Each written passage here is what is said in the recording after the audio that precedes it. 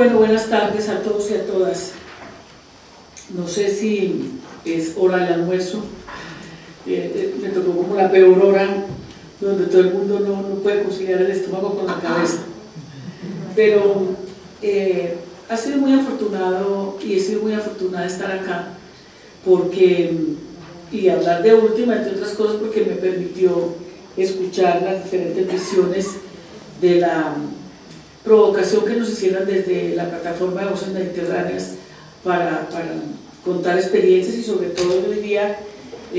como planteamos en el foro al que acabo de llegar de Madrid, enlazando alternativas al lado de la cumbre América Latina y Europa. Quiero primero que todo saludar a mis compañeras colombianas que están aquí, que vinieron desde Valencia, 8 horas por tierra, para reencontrarnos y sobre todo para saber también qué está pasando allá. Pero bueno, ahora vamos a tener oportunidad de contarles. Y agradecer a Olga Paro, que es la directora de la Casa de la Mujer, que es una de las feministas más importantes de América Latina, que quiso venir conmigo a acompañarme en este espacio, porque nosotras vivimos realidades en algunas cosas parecidas, en otras supremamente diferentes, porque una cosa es un país en guerra, con un conflicto social y armado interno, que además no se reconoce, y otra cosa es un país donde una sociedad vive conflictos como cualquier sociedad, y porque creo que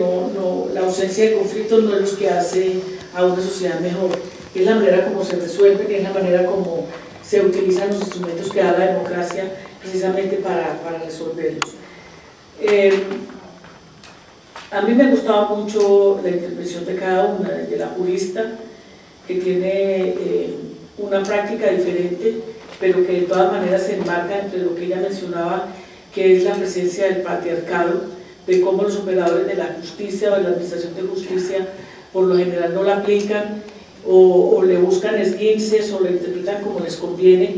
cuando la ley no utiliza verbos rectores, sino que deja la libre interpretación la manera de aplicarla o la manera de aplicar las políticas públicas.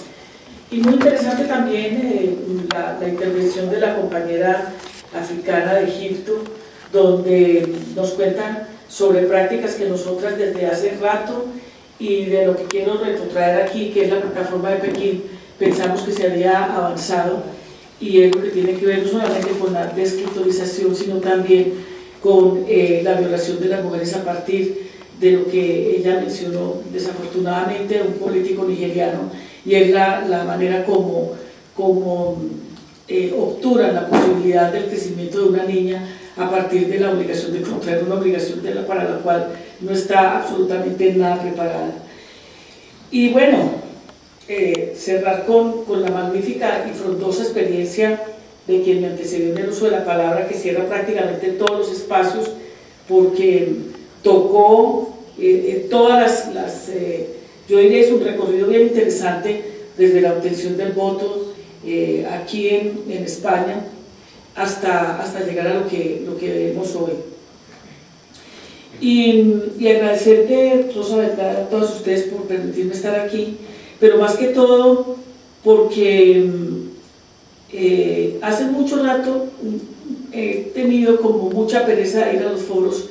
donde finalmente empezamos como a retrotraer el pensamiento y nos damos cuenta que estamos como paradas en el mismo punto en algunas cosas, independientemente de que, como hemos dicho en muchos de los foros también, una cosa es el avance de Jude y otra cosa es la manera como la sociedad avanza desde sus expresiones culturales o de sus construcciones, en la cual los medios de comunicación, que es un tema, yo no sé si se toque o se vaya a tocar en este espacio, pero tiene una inmensa responsabilidad en las dificultades que tenemos para avanzar o para construir esas cumbres espinadas de las que hablaba mi antecesora en el uso de la palabra.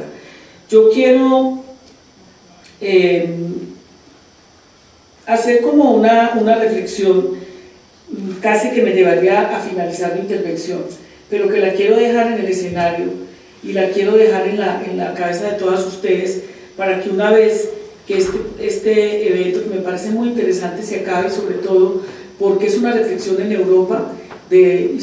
con la presencia de una mujer que vive en América Latina, pero que además vive en un país en guerra, como lo dije anteriormente, y donde si pudiéramos mirar hay muchas cosas en las cuales estamos absolutamente iguales y otras en las que no podemos estar iguales, porque un país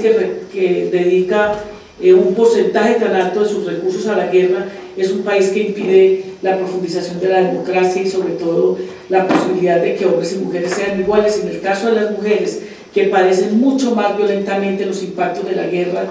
que tienen además muchísimas menos posibilidades, inclusive en muchos de los casos sobreponerse individual o colectivamente a la misma, pues obviamente que hay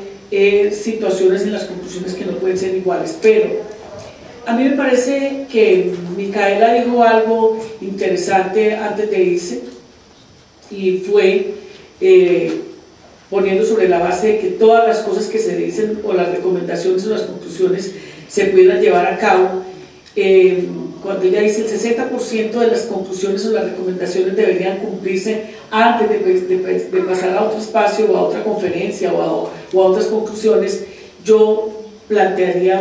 una reflexión y una pregunta: ¿qué efectivamente de lo que nos planteamos en la conferencia de Pekín hemos logrado avanzar? Y efectivamente, ¿en qué hemos retrocedido o en qué nos hemos estancado? Independientemente de que haya sociedades en las que de una u otra manera han habido avances coyunturales interesantes que se deban a la política, que se deban a situaciones que muchas veces no permanecen en el tiempo, sino que retroceden, y que de una u otra manera le permitiría a uno decir o retrotraer el adagio muy conocido: proletarios del mundo unidos. A nosotros nos tocaría decir en este momento: mujeres del mundo unidos. Porque si yo hago una reflexión de la conferencia de Pekín, me parecería que hay muchas cosas en las cuales efectivamente nosotras no hemos logrado avanzar.